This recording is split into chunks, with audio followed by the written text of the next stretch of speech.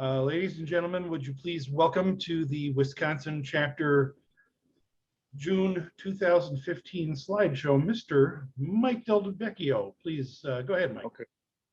All right. Well, thank you all. My show tonight, oh, it's going on its own. I hate that. And they flip back and forth. We all know about the Norfolk Southern Heritage Program, but there was a Norfolk Southern painted a few engines after that, and I work at the Bayway Refinery it's the largest refinery on the East Coast, and we're lucky to have one of those engines stop by almost every day for up until this year. So, all right. Well, this is Norfolk Southern 1700-1701. They're distinctive for those big guppy fuel tanks. Those 5,000-gallon fuel tanks. The initial purpose for that was to run from Croxton to Chicago and most of the way back on a tank of fuel, just to save time in the Erie-Lackawanna days. They still have the big fuel tanks.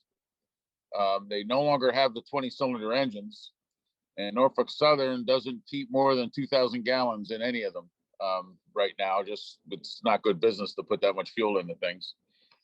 So all of the SD45-2s, the CMO of Conrail, as everybody knows, Conrail has a shared assets operating area that was part of the condition of CSX and Norfolk Southern splitting up Conrail. And they were only required to keep Conrail for 5 years. Well, it's almost 20 years since the split, and they can't figure out how to divide the shared assets areas, so they keep Conrail around. In addition, Conrail has a management role of the Susquehanna Railroad, since that is owned by CSX to Norfolk Southern, and they can't figure out how to split that up either. And nobody wants to split it up prematurely because it's too soon to predict what's going to happen business-wise. So the areas of Elizabethport, Port Newark on the Jersey side are just too big to split up. Staten Island was a Conrail operation, so Norfolk Southern and CSX split that up, and Conrail operates it. And of course, Toledo and Philadelphia are the other two shared assets areas. So this is the engineer side of 3669. Been collecting pictures of it in service. This is on the Lackawanna main line. This is where Delaware Lackawanna operates today with the big six-axle Alcos. So this has come up near Elmhurst. This is coming right out of Scranton. Naog Tunnel is directly behind the photographer here.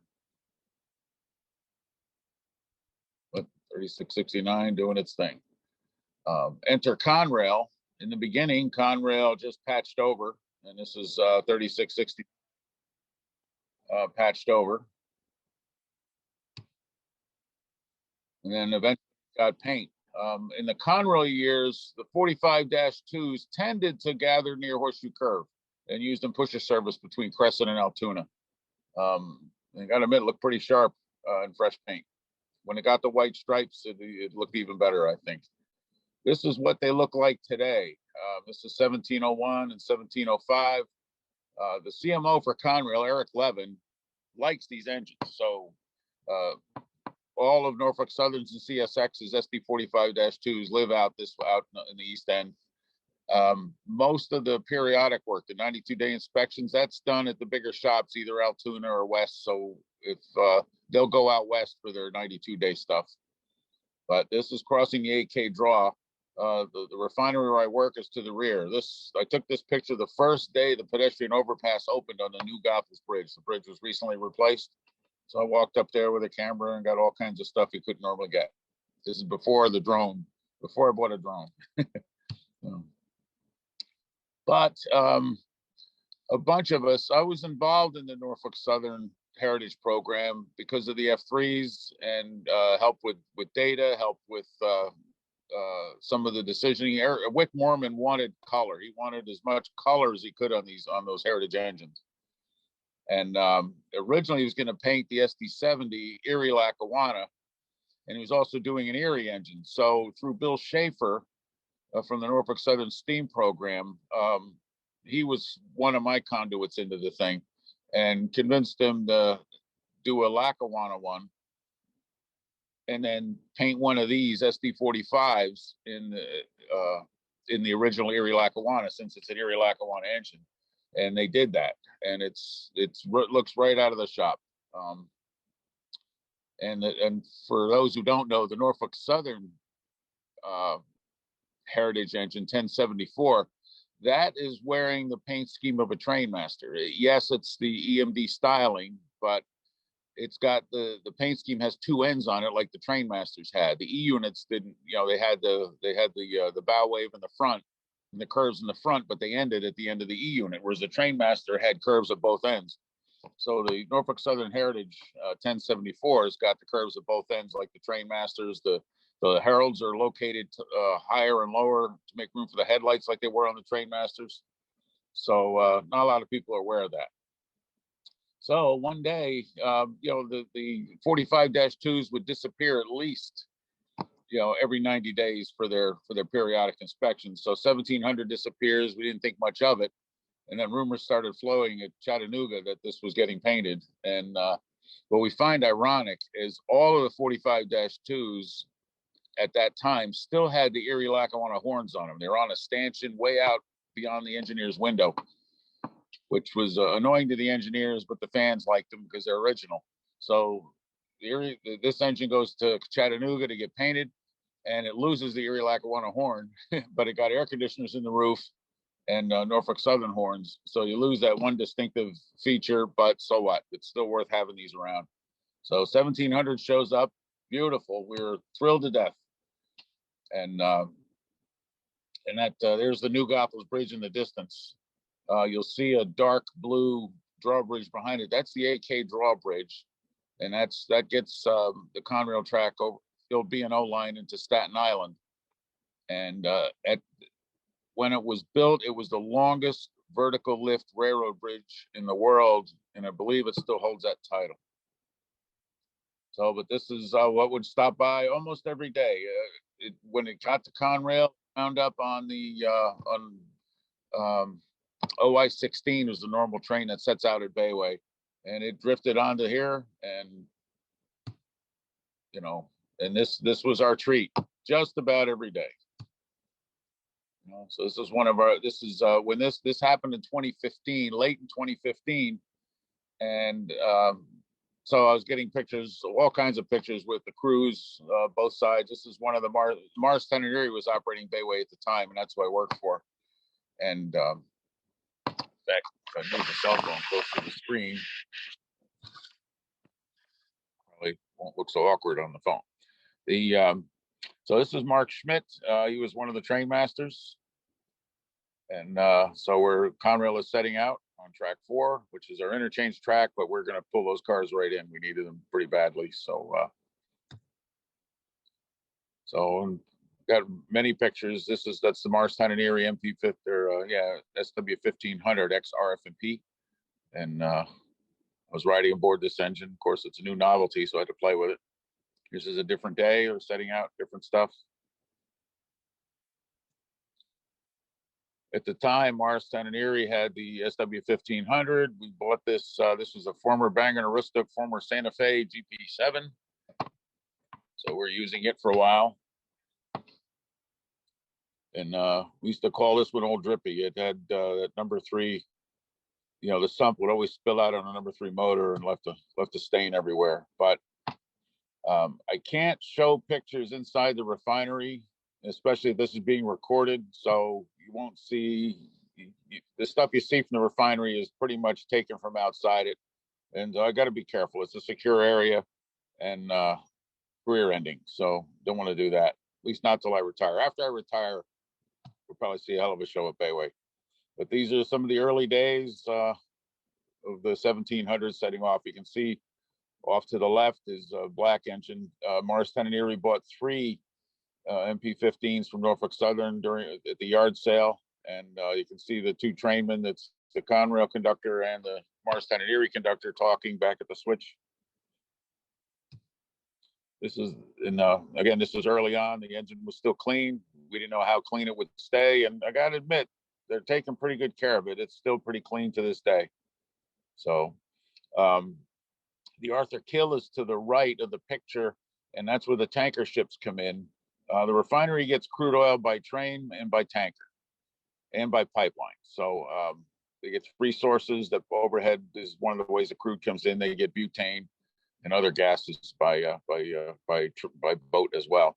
So this is one of the interchange tracks. Again, another day, another 1,700. It wasn't long for somebody, after it started getting dusty, one of the railroaders did that. That was not something we rail fans did it on the Marston and Erie's. This arrived that way, so grabbed a quick picture of it, and that's one of the conductors getting back on as they made the set out. They're out on the main here. This puddle, and if you follow Facebook, you probably saw a few pictures of mine taken in this puddle. This puddle never drains. Bayway is at sea level. So this puddle never drains unless it's really hot and a really heavy drought for a long time. It evaporates, but it never drains. So there's always a reflection possibility here. Usually there's some clutter in it because off to the left, you see the turnpike. That's exit 13. So it was lucky exit 13. And there's always garbage drifting in onto that. So sometimes the puddle's got clutter in it, but for the most part, this is what it looks like. And you get lots of pictures with the puddle.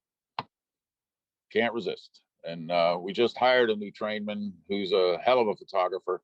I guarantee he'll be playing at this puddle once in a while too. I've got ducks in this little pond. It's in fact, you can see looks like a blue bottle in the distance there. And of course, night shots. Sometimes the train is late, especially in the winter, and they'll drop off those the foreground lights from the headlights in my truck. And coming and going. This is the other SD 45-2, one of the others. So this is the Bayway Refinery. This is from inside. I might get in trouble for it, but it's pretty clean. They're mostly interested in bookkeeping and security. So this was dusk on the way home one day. Just couldn't resist. But this is that catalyst cracker in the distance to the left of the two stacks. That's the largest one in the world. There are other refineries with higher output, but they have several cat units, whereas that does most of the processing. This place can process 269,000 barrels a day. At 40 gallons a barrel, it's about 10 million gallons. So at the price of fuel, there's big money involved in refining. And you've heard people squawk that there hasn't been a refinery built in the United States since the 70s. That's because it really hasn't needed one. They're so efficient. They can monetize almost every ounce out of a barrel of fuel, out of a barrel of crude. And, and the refineries are able to expand their output on the same footprint. So, and they're cleaner as can be. That those two stacks are a big scrubber. Takes the particulates out of the emissions of refinery emissions. There are no open flames in this plant. Used to be coal fired, but now it's fired by steam. The cogeneration steam plant makes 550 psi steam at almost 800 degrees. So this is right at the main gate. I was leaving one day, saw the moon setting. Whoops, quickie cell phone picture. This is right near my office. This is one of the flares inside the place. There's 6 or 7 flares, and they all go off. They all have different reasons and purposes. And generally at a refinery, if you see black smoke coming out of a flare, then it's not intentional, and it takes them a little while to control combustion. These flares, generally, when you're changing a process or shifting units or moving to changing pipeline routings or something, you're just burning off vapors, and that's generally what happens. For us, this is a big flame. You usually don't see flames that big. For us, during the winter, all refineries are now taking butane and mixing it in with the gasoline. So the butane comes in liquefied petroleum gas, LPG, and to get liquefied gas out of a pressure vessel, you have to pump nitrogen into it, and then you remove some of the nitrogen to ship it back. Otherwise, it takes too long for the supplier to reload it. So when they back the nitrogen out of it, it's contaminated with butane. So that's what's happening here. They're just burning off the nitrogen with a little butane in it. Meanwhile, back out on the main line, you see the Gotham Bridge Some of the old Gothic Bridge is still there in this picture, but it's a fixture. This is the Gothic Bridge with some storm light. You see it in all kinds of conditions. Generally have to go out here every day to meet the Conrail train, do paperwork, exchange paperwork. But there's the moon rising behind the Gothels underneath it. Those are tank cars underneath. That's a company called New York Terminal. They get they're mostly asphalt and biodiesel. They're a jobber. They'll buy and sell anything, and they just transload between rail cars and barges or trucks or whatever they're out there. This is in 2017, Watco got the contract to operate the refinery. So I stayed back and went with Watco. And this is the Watco crew early on. We have the two engines. These are two Milwaukee Road Goslings. And I forget the numbers right now, but they're ex-Sioux line. They were orange and black. They were on the Wisconsin Southern and got painted there. What I find remarkable is that the exact same colors of the old Raritan River, which is only a few miles south of the refinery, maybe 20 or 30 miles south. So, but this is the crew. We generally run two engines. And except for fuel days, these engines really aren't kept together. And this is my office. I'm the senior train master, so I was operations manager for a while. So it's just the big model railroad. Just point, click, and ship, and tell the crews where to go and what goes on. There's 450 cars on site, and every moment of every day, got to know where every one of them is, what's in it, what's not in it, and the status in terms of repairs and whether it can ship or not. We need way bills for everything. And so for what was supposed to be a paperless industry, we generate reams of paper, and nothing can move in the plant without a piece of paper. And it amazes me still how much of railroading cannot move without fax machines and computers and printers. We go through so much toner. Here's the two of them again, back to back, facing in other directions. We pretty much run glass end forward anymore. It's just safer. This way the engineer can watch his hitches and things like that, and watch the road ahead of him. And so during Hurricane Sandy, the water was up to the second railing on those railings on the bridges. So it overwhelmed the saltwater cooling station. It really put the refinery out of business. They had to bring in generators by trucks and portable steam to try to get the place open again. It took almost a month to get the place running after Sandy. It was a big deal out here. So, but that's about as close as I can show you to what goes on in the refinery. This is underneath the turnpike. It's the Jersey Turnpike, runs right through the middle of it. And in this picture, we're shoving a train out to Conrail. Or interchange. This was Christmas Eve. I'm actually standing outside the fence looking in. We're shoving a train down to serve an acid rack. Christmas Eve on the property. And we're so busy, we had to get a third engine. So that GMTX is a former Southern Pacific engine. And it's a good runner, good wheels. We like it. This was only about a week and a half, maybe 2 weeks ago. And it was the first time all three engines were together and running, because we keep them at separate sides of the plant. This way, some days when we're running one crew, a crew can just drive to the other engine instead of running. There's 7.5 miles of track in the plant.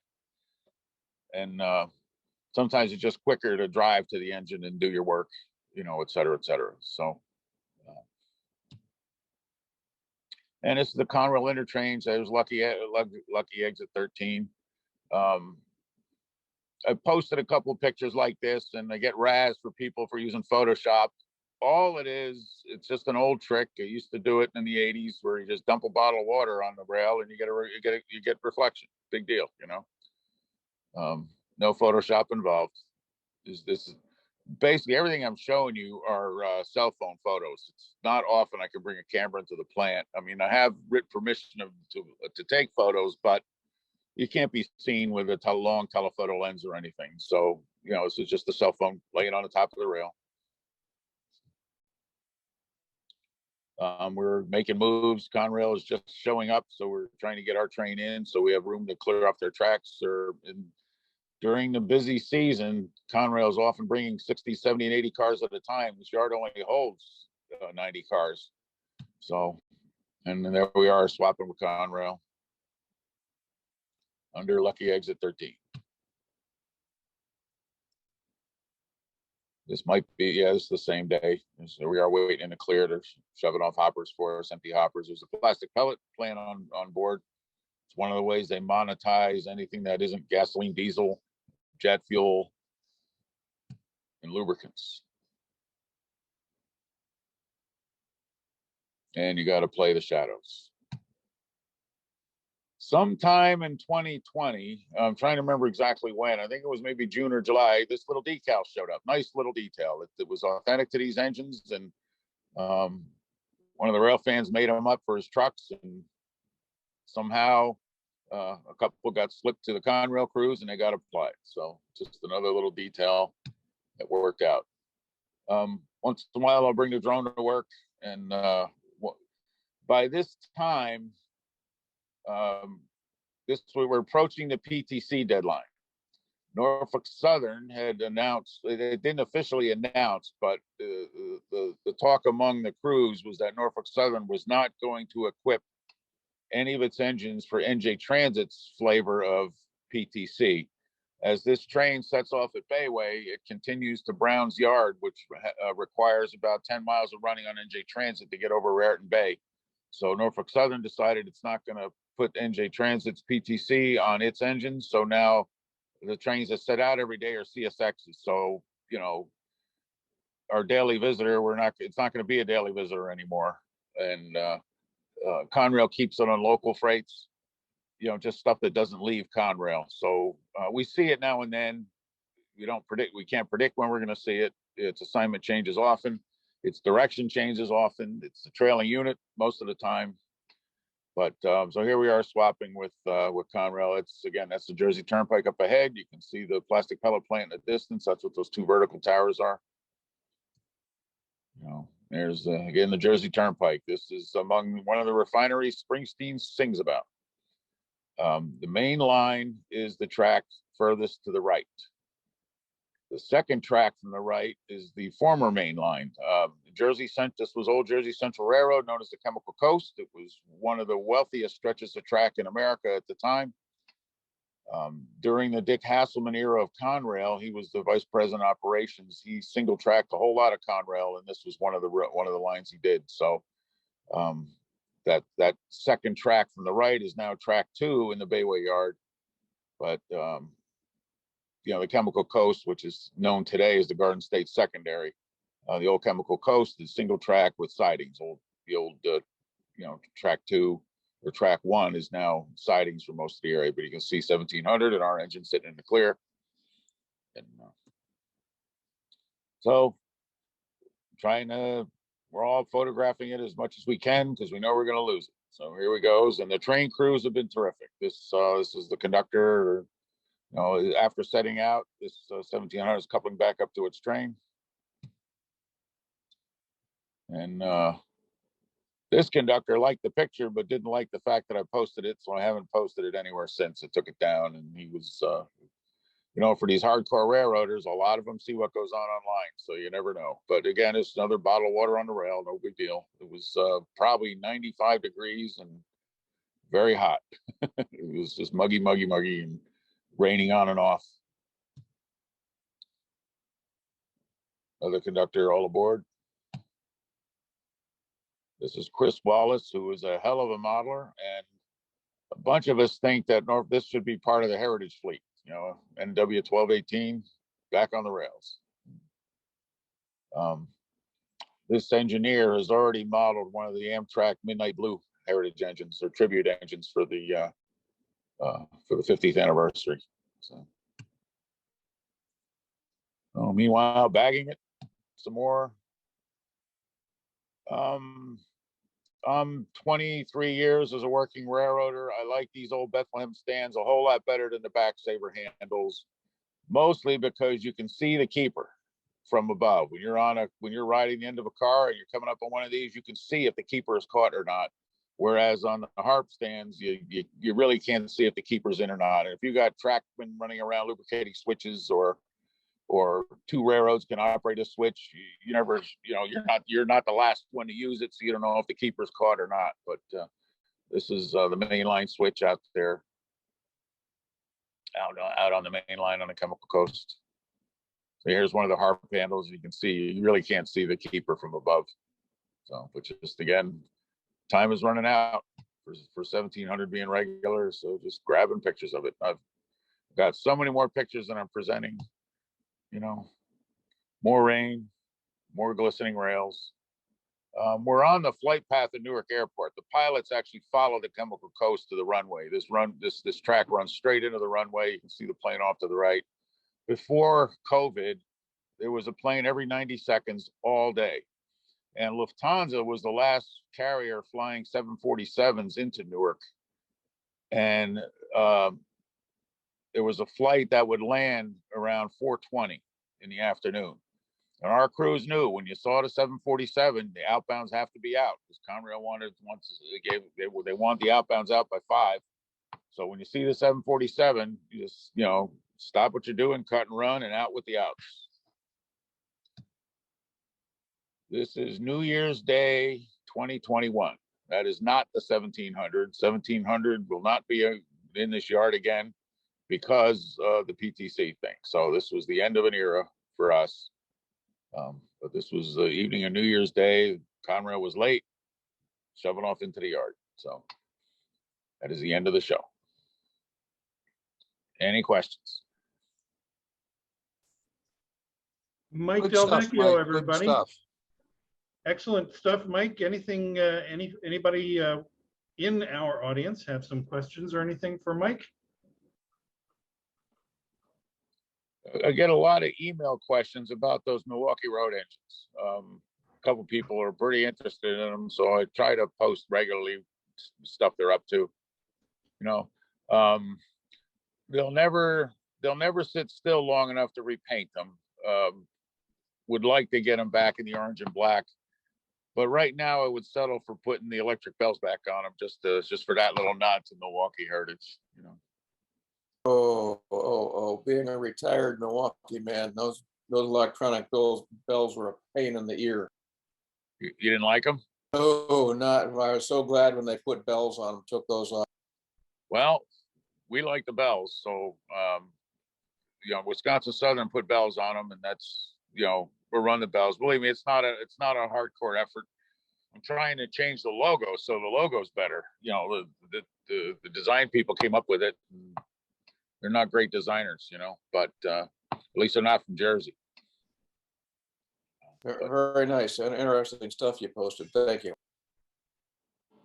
Yeah, it's a challenge to keep a 3-track yard looking interesting photographically, because it's real easy to make your pictures look alike.